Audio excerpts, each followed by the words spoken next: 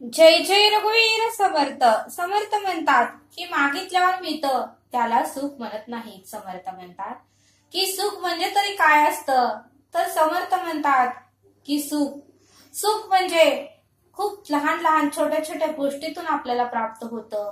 पण आपण नेहमी त्या गोष्टीकडे दुर्लक्ष करतो आणि नेहमी उदास राहतो आणि म्हणूनच आपल्याला सुखाची किंमत कळत नाही असं समर्थ आपल्याला ते सांगतात.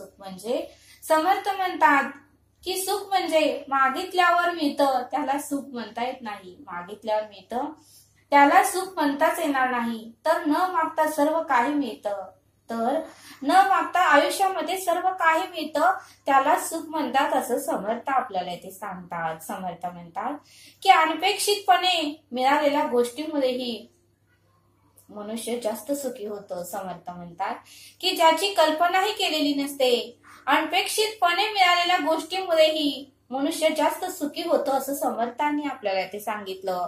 आणि म्हणून समर्थ म्हणतात की घरामध्ये एसी लावून मिळालेल्या गारव्यापेक्षा म्हणून समर्थ म्हणतात की घरामध्ये एसी लावून मिळालेल्या गारव्यापेक्षा भर उन्हातून चालताना आलेली गार वाऱ्याची झुळकामुळेही मनुष्याला सुख प्राप्त होतं. समर्थ म्हणतात की घरात एसी लावून मिळालेल्या गारव्यापेक्षा भर उन्हात चालताना आलेली एक गार वाऱ्याची झुळकामुळेही मनुष्याला सुख प्राप्त होतं असं समर्थ आपल्याला ते सांगतात.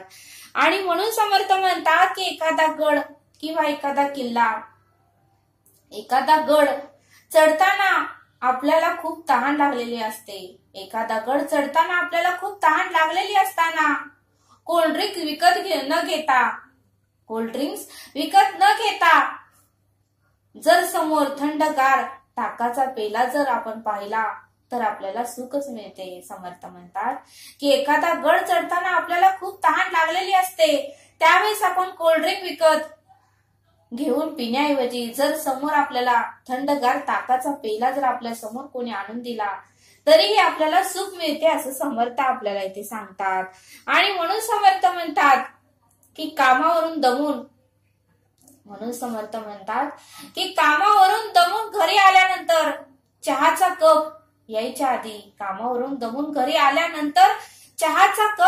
आधी लहान मुलाने धावत येऊन आपल्याला जर मिठी मारली तरी आपल्याला सुख प्राप्त होतं. समर्थ म्हणतात की कामावरून दमून घरी आल्यानंतर चहाचा कप यायच्या ऐवजी लहान मुलाने जर धावत येऊन आपल्याला मिठी मारली तरी आपल्याला सुख प्राप्त होतं असं समर्थ आपल्याला ते सांगतात. आणि म्हणून समर्थ म्हणतात की दिवसभर काम करून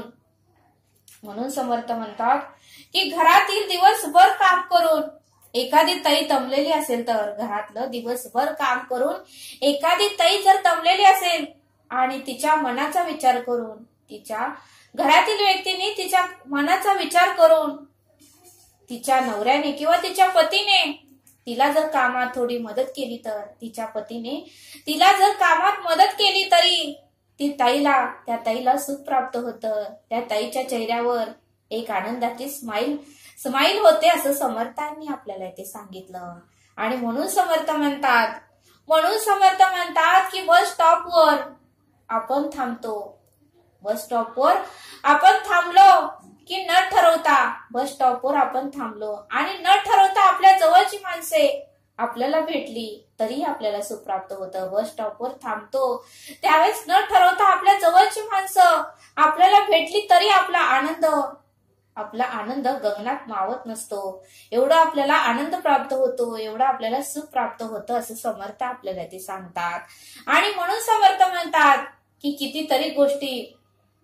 अशा कितीतरी गोष्टी आठवून बघा. म्हणून समर्थ म्हणतात की अशा कितीतरी गोष्टी आठवून बघा. सुख असं कोठेही अचानक सापडून जाईल. सुख असंही कोठेही अचानक सापडून जातं. फक्त ते सापडलंय आणि तेच सुख आहे हे आपल्याला ओळखता आलं पाहिजे. फक्त ते सापडलंय तेच सुख आहे हे फक्त आपल्याला ओळखता आलं पाहिजे असं समर्थांनी आपल्याला ते सांगितलं. आणि म्हणून समर्थ म्हणतात की हे ज्या व्यक्तींना ओळखता येत नाही, हे सुख ज्या व्यक्तींना ओळखता येत नाही ते लोक आपल्या आयुष्याचे सुखाचे क्षण वेचायचे सोडून हे ज्या व्यक्तींना ओळखता येत नाही ते लोक आपल्या आयुष्याचे सुखाचे क्षण वेचायचे सोडून दुसऱ्यांच्या आयुष्यातल्या सुखाचे क्षण तपासीत बसतो.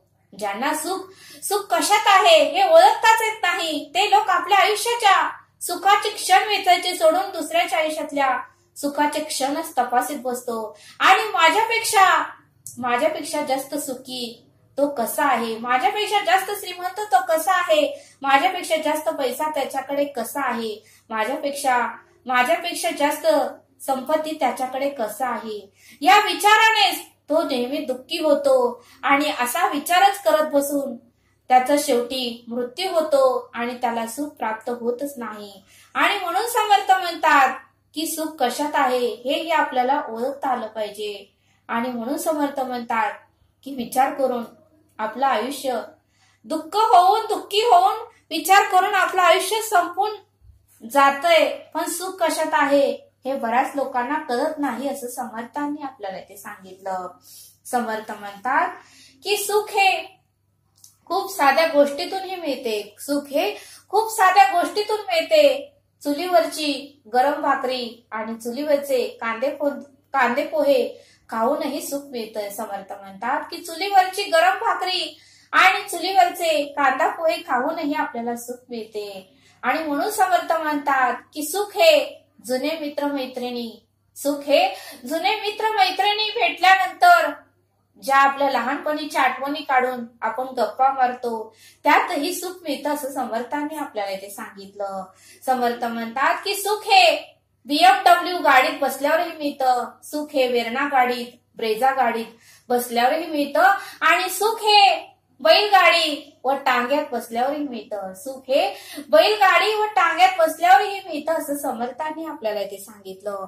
आणि म्हणून समर्थ म्हणतात की आपण महिनाभर नोकरी करतो, आपण महिनाभर काम करतो आणि महिन्याच्या शेवटी आपल्या मोबाईलवर एक मेसेज येतो आणि तो मेसेज असा असतो, your account credited bye amount rupees, जे असेल ती your account credited bye amount rupees, जो काही आपला पगार असेल तो आकडा पाहिल्यावरही आपल्या मनामध्ये सुख प्राप्त होतो, आपल्या मनामध्ये एक आनंदच प्राप्त होतो.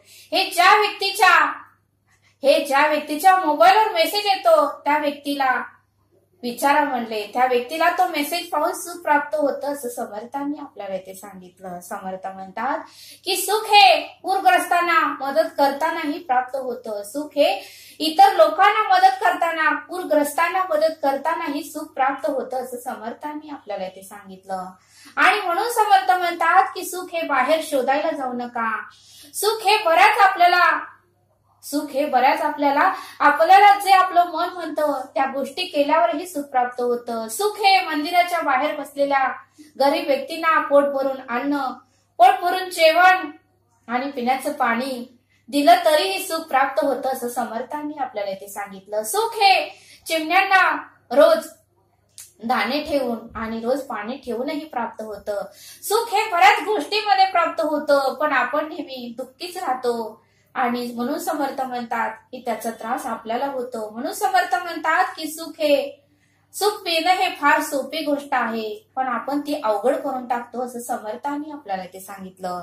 आणि म्हणून समर्थ म्हणतात की सुखी जर व्हायचंच आहे तर मग दुसऱ्यांचं दुःखही बघायला शिका. सुखी जर आपल्याला व्हायचंच असेल तर दुसऱ्यांचं दुःख बघायला शिका. मग आपल्याला कळेल की आपण किती सुखी आहे. एखाद्या व्यक्तीला कुष्ठरोग झाला आहे, आणि त्याच्या 20 बोटाकडे पहा, त्याची 20 बोट कुष्ठरोगाने भरलेली आहेत. ते पाहून आपली 20 बोट किती उत्तम आहेत, किती छान आहेत हे पाहूनही आपल्याला सुख प्राप्त होतं असं समर्थांनी आपल्याला ते सांगितलं. समर्थ म्हणतात की वृद्धाश्रम पाहिल्यावरही आपल्याला सुख प्राप्त होतं. कारण वृद्धाश्रम पाहिल्यावर आपल्याला वाटतं की आपण किती सुखी आहे, आपण बंगल्यात आहे, आपल्या मुलांसोबत आहे, आपल्या नातवंडासोबत आहे, आपण किती आनंदात आहे, मग आपल्याला सुख प्राप्त होतं असं समर्थांनी आपल्याला ते सांगितलं. समर्थ म्हणतात की सिटी हॉस्पिटलमध्ये जावा आणि बऱ्याच रुग्णांना ऑक्सिजन लावलेलं असतं, ते पाहून आपल्याला सुख वाटतं. ते पाहूनही आपण सुखी होतो की आपल्याला मात्र ऑक्सिजन लावलेला नाही, आपल्याला मात्र आपला प्रत्येक श्वास आपल्याला सुख देऊन जातो, असं समर्थांनी आपल्याला ते सांगितलं. आणि म्हणून समर्थ म्हणतात की अशा अनंत गोष्टीतून आपल्याला सुख मिळतं. फक्त आपण सुखाकडे लक्ष देत नाही, फक्त आपण 20% सुखाकडे लक्ष देतो आणि 80% दुःखाकडेच आपलं लक्ष असतं. आणि म्हणूनच व्यक्ती सुखी होत नाही आयुष्यात, असं समर्थांनी आपल्याला ते सांगितलं. आणि म्हणून समर्थ म्हणतात की सुख हे बारीक सारीक गोष्टीतून आपल्याला प्राप्त होतं. ते फक्त सुख आपल्याला ओळखता आलं पाहिजे, असं समर्थांनी आपल्याला ते सांगितलं. सुख मिळणं हे खूप सोपं आहे. सुख प्राप्त करून घेणं हे खूप सोपं आहे. फक्त मी सुखीच आहे, फक्त मी सुखीच आहे असं आपल्याला सतत म्हणता आलं पाहिजे. मी सुखीच आहे असं आपल्याला सतत म्हणता आलं पाहिजे, असं समर्थांनी आपल्याला इथे सांगितलं. आणि म्हणून समर्थ म्हणतात की सुख हे बाहेर शोधू नका, सुख हे तुमच्यामध्येच आहे, ते ओळखायला शिका, असं समर्थांनी आपल्याला इथे सांगितलं. तरी आता आपण येथेच थांबूया. धन्यवाद. जय सद्गुरू.